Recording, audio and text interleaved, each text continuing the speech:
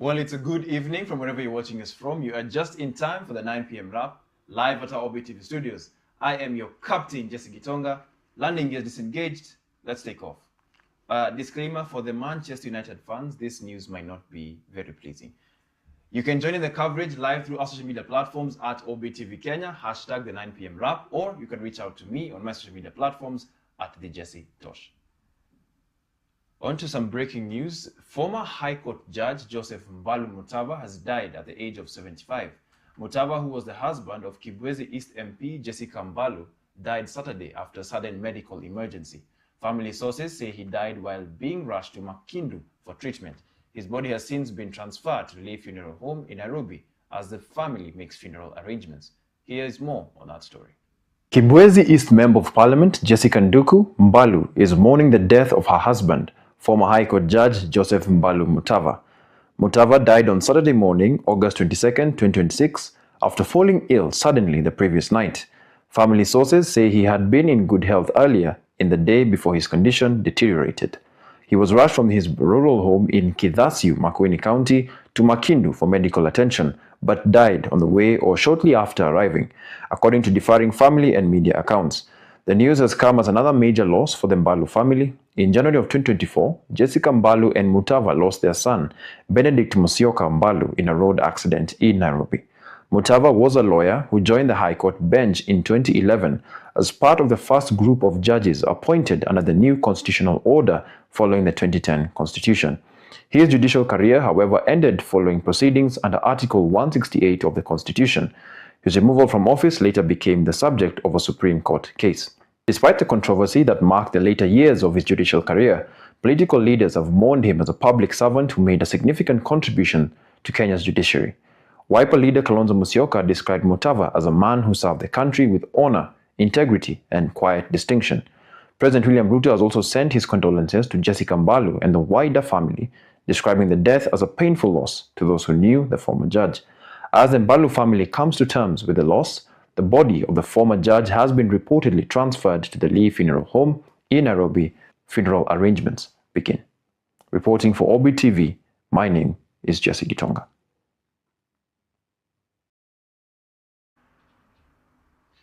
Police in Mombasa are investigating the shooting of 3 youths during a sensitization meeting addressed by Governor Abdul Swamid Nasir at Bomu Stadium.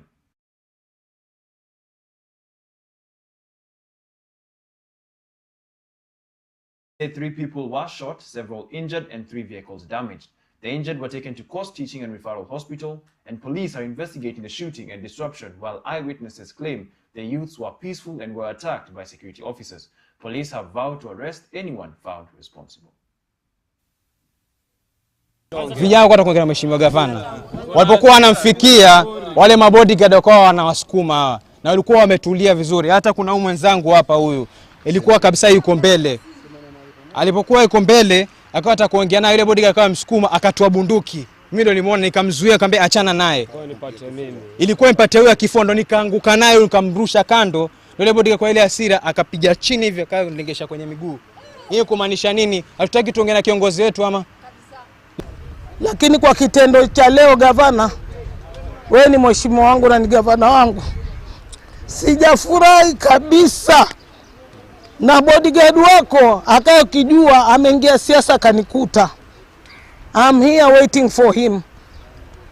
Chochote kisimfanye mtoto wangu, otherwise hatanipenda. It is clear that the political intolerance level ndani ya Mombasa County imefika hadhi ambapo ni mbaya. Now we are calling upon the Inspector General of Police to keep a close watch on what is trending, what is happening in Mombasa. As a county, we will not condone such kind of a behavior. Those are criminals. And we've started our investigation. As you see us here, we've come to the scene and we've started our investigation. We want to dig deep into the matter.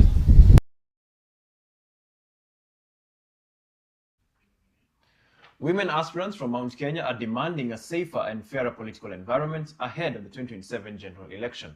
They have raised concerns over political violence, goonism, costly party nominations, and intimidation, saying these factors continue to lock many women out of elective politics. Speaking in Kirinyaga during a training for young women aspirants, Social Justice League Vice Chairperson Judith Juma called for transparent party processes, equal access to political platforms, and stronger protection for women facing harassment.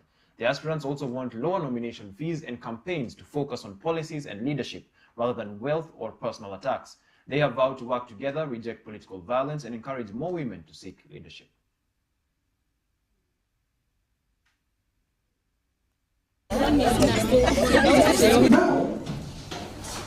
Go. Who? As a young woman who is aspiring for an MCA seat in Rare Ward, I'd like to say thank you to the Social Justice League Kenya, who have come here to Kirinyaga and also to support young people who are passionate about leadership and community service. Through this training, I've been able to learn about how I can conduct myself through campaigns and also how to get funds so that I can also support my own campaign. It is important for us to emphasize that women in politics are the ones who are most affected with the culture of goonism that we are seeing has grown and is cropping up in counties like Homa Bay, where SJL has also tried to do another training. We are calling upon all stakeholders, those who are involved in matter security in this country, please be assure women that they are going to be facing an environment that is free from violence, and even if they are going out for their campaigns, they are able to focus on the issues that matter to the general public as opposed to being targeted for violence. To call upon political parties to understand that it is free for any woman to vie for a political seat using every political party of their choice. And it is high time political parties lower their registration fees.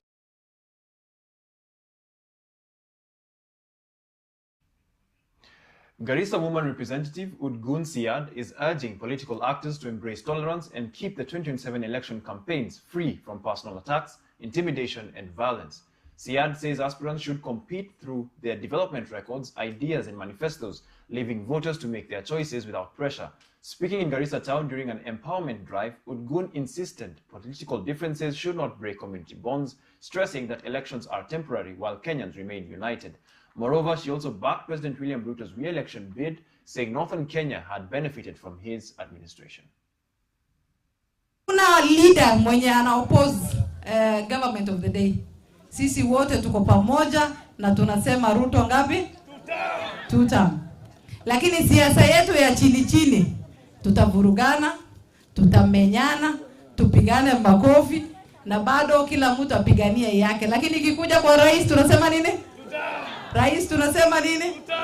Na si eti kwa sababu tumefanyiwa ABCD ama nini, kwa sababu watu wanapigana na yeye kwa sababu yetu. Ukikuja kutukana wenzako hapa, kila mtu ako na kura yake. Sisi tuko na mahali tunatoka, kila mtu ako na wafuasi wake. Lakini political tolerance lazima ikuja. Kama wewe unataka rais, pigia yeye kura kama mimi. Kama unataka mwingine ni sawa. Tuta campaign, tuta lobby, kila mtu alete mtu wake. Retired Anglican Bishop Joseph Otieno Wasonga has urged Siaya County government and healthcare workers to return to the negotiating table and end the ongoing industrial action. Wasonga says the strike has left ordinary residents, particularly pregnant women, newborns and children, struggling to access essential services. Speaking during a medical camp in Jem, he called for good faith negotiations and a return to work agreement while urging both levels of government to prioritize healthcare workers' welfare. Health officials say immunization services have also been disrupted as medics screened nearly 1,000 residents during the camp.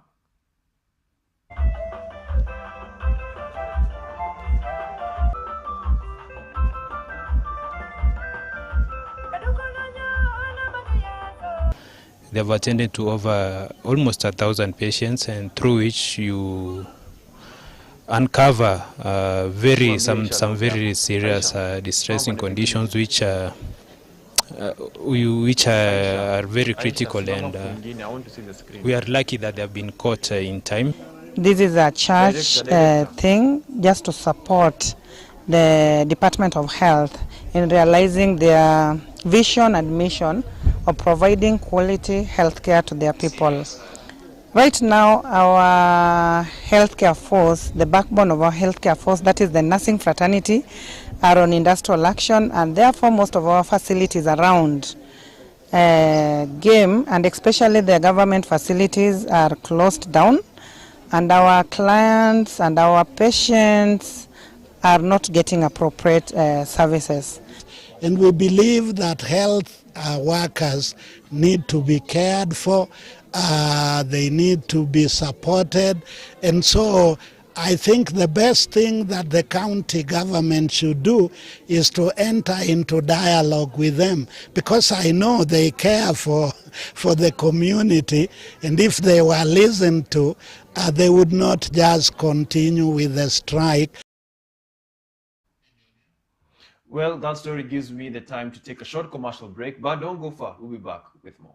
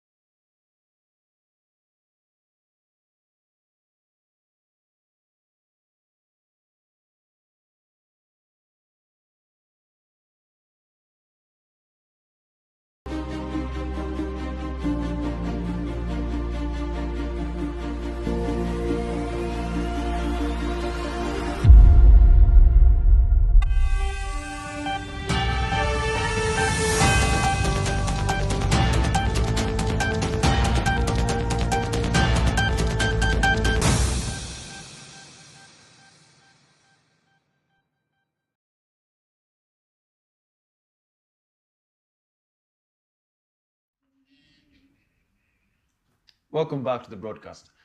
The Kenya Counseling and Psychology Association is sounding an alarm over the growing toll of alcohol and drug abuse among young people, particularly students.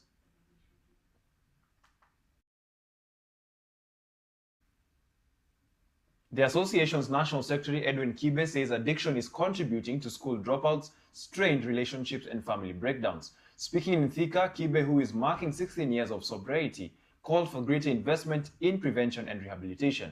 He says the treatment costs are too high for many families, while calling for tougher action against drug traffickers and illegal alcohol dealers, including online distributors.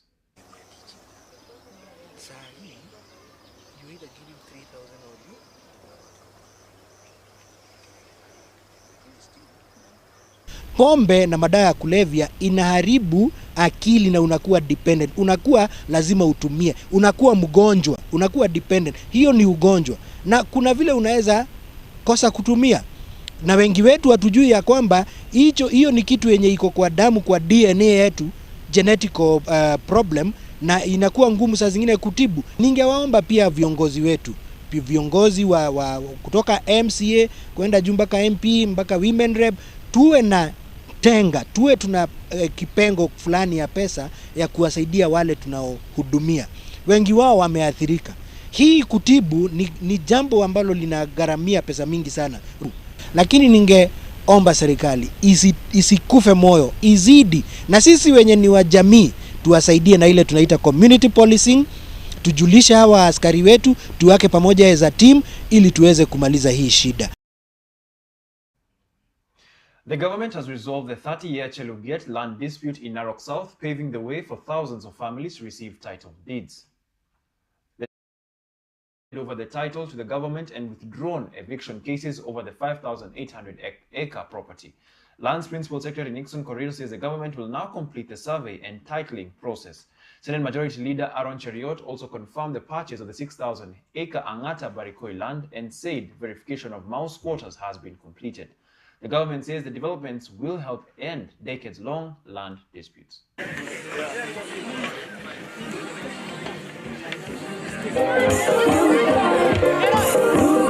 Nimesema ya kwamba watapeli hatuna kwa hii shamba. Kila mtu anajua shamba yake pale iko. Kama ni eka mbili, hiyo eka mbili ndio unakuja kupewa title deed yako. Kama ni kwota eka unapewa hapo. Hakuna status quo. Hawa wameshafanya. Kuna vile tumeongea na committee. Si survey alikuwa ameshapitia. Na hiyo survey anasikia amekuwa registered. Hawa ni kukuja tu kwenda kuleta title deed na tunakuja kupea rais, kila mtu apate. Hata hizi mashule zetu. Si mashule zetu siko na shamba? Si hata shule zetu zinapata? Hata hii hospitali zangu nimejenga tunapata? So leo hii hatuna mambo ya watapeli. Hakuna mtu anaingilia shamba ya mwingine. Ile porojo sijui ya kamoja yangu itakuwa divided, ama kuna watu wanaletwa alafu waweko hiyo shamba hakuna. Leo nimekuja hapa kudhibitisha ile maneno mmekuwa mkisikia. Huyu gavana ni mtu anaunganisha watu. Kuna wengine wanatenganisha, lakini huyu ni mtu atatumalizia matatizo mingi hapa. So tukakubaliana. Tumesign agreement, tumeshapatiana title. Pia ile kesi yenye tulikuwa tumeweka Nairobi eviction tumeiondoa. Lakini leo nilikuwa tunasema hapa awali tumekuja kukamilisha mambo ya Cheluget. Sasa mambo ya Cheluget tumekamilisha. Ahadi ambayo tulipeana kama serikali kuhakikisha kuwa mambo ya mashamba tutayatatua zote katika nchi ya Kenya. So nataka niseme leo tuko hapa na tuko hapa governor, na nataka niseme asante sana governor. Kwa sababu ile ahadi ya kuwa tutalete title ya Mau Forest tulitimiza, hatukutimiza. Tulisema tutamaliza mambo ya Cheluget, tumemaliza hatujamaliza. Mambo ya Angata tumemaliza. Wale wazee walikuwa wa Angata walikuwa na titles, wamekuja ofisini, tumesign na wao, tumesikizana, tumelipa pesa wao, wameleta title liko kwangu. Wale watu mashamba zao ziko nje ya Mau, caveat imeondolewa, nenda afanya biashara na shamba yako, kama ni kupeleka uchukue loan, ujenge biashara yako, hakuna mambo ya caveat tena ambayo iko hapo. Tuhakikishe kuwa tumemaliza mambo ya mashamba katika Kenya mzima, mwananchi apate title zake, aishi kwa amani, asaidie watoto wake, aelimishe watoto wake, na maendeleo endelee katika Kenya yetu. Tulisunguka hapa na governor na president tukiomba kiti. Si tulisema tutamaliza hiyo maneno? Si leo ndio tunakuja kumaliza? Kama sio rais, hiyo kitu haingemalizika. Nataka kushukuru pia mheshimiwa governor. Tumeshikiliana hii maneno mpaka hii maneno imekuja mwisho. Pia ningependa kushukuru mheshimiwa rais, alinipatia hii tama kutoka hii junction ya Sagamian, Tembet mpaka Lulunga, kutoka Lulunga mpaka Wasonyiro. Hata hii inaanza kesho. Hebu tupige makofi. The 16 billion shilling Taifa Gas LPG terminal at Dongo Kundu, Mombasa is nearing completion, with commissioning expected in October. The facility will have 12 storage tanks with a combined capacity of 30,000 metric tons. Project engineer Moses Ochieng says the terminal will increase competition, reduce supply shortages, and help lower cooking gas prices. The project is also expected to create jobs and position Mombasa as a major LPG distribution hub for the region. More than 300 workers have already been engaged in the project. We have created this plant into 3 levels. We have got level 14, the one that will be hosting the loading gantry and the pump stations. We have got level 16 over there. Level 16 is where we are having the tank farm, the pipe racks where we are going to be receiving the LPG from. We also have level 30 where we are now. Level 30 is hosting the administration block. We have the control room. We have got the warehouses within the level 30. So that is how the design and the layout of this project has been since inception. Currently we are at advanced stages of construction. We have constructed 12 tanks. You can see them on the background. The capacity for each and every tank is 2,500 metric ton. Cumulatively, it will be 30,000 metric ton that we will be able to pump into the Kenyan market. We have been working very closely with the local teams that we have had on site, the people that were affected by the project, that's the PAP, that is PAPs. We have created enough employment for them. We had people living around this vicinity. Some of them we have taken up as casual laborers. If you move around, you will see these are the local people that were displaced by this project. We have also been conducting quite a number of CSRs to the community that was living around. We have the schools that we supply drinking water to those schools, like Mwangala. We have another school here at Bububu. We are also doing a CSR with the local community in restoration of the vegetation. Residents of Nyatike, Migori County, are urging the government to take early measures to prevent floods expected during the September and October rains. Current floods have destroyed property and livelihoods and caused deaths. Migori County has set aside 44.2 million shillings for emergency preparedness in the 2026-27 financial year. Residents warn that the funds used effectively and are also calling for more dikes along the lower Kuja irrigation scheme.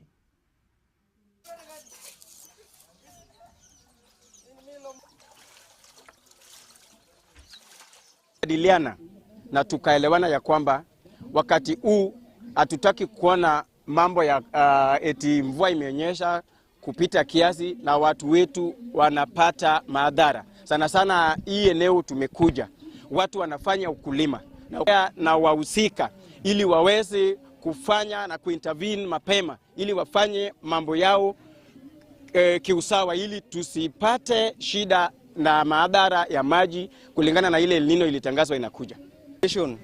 Going on in Nyatike, the lower Kuja, that one will help us mitigate the problem of floods that keeps on sweeping our crops and brings damage to our farmers. We have got various channels that runs into our rivers. We have the channels that brings the main source of the water to the lake or to the main rivers like Kuja and Migori. When these channels are put in place and the correct channels are followed to ensure that the floods doesn't interfere with the residents of this place, the floods itself can be mitigated.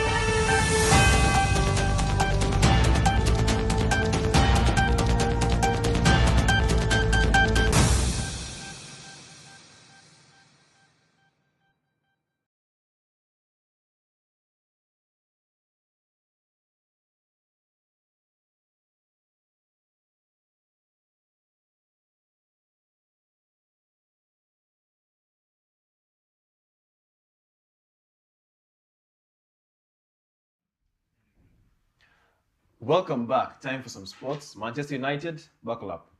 Arsenal and Manchester United have made contrasting starts to the new Premier League season, with the champions impressing while United suffered an early setback. Arsenal opened their title defense over newly promoted Coventry City at the Emirates, with Kai Havertz, Bukayo Saka and Martin Odegaard on the scores sheet. The Gunners had already shown promising form by beating Manchester City 3-0 in the Community Shield. Manchester United, however, suffered a shock 2-0 defeat away to newly promoted Hull City in Michael Carrick's first league match as full-time manager. United struggled to create clear chances and conceded both goals from set-piece situations. The result has already raised questions over the team's attacking threat and defensive organization.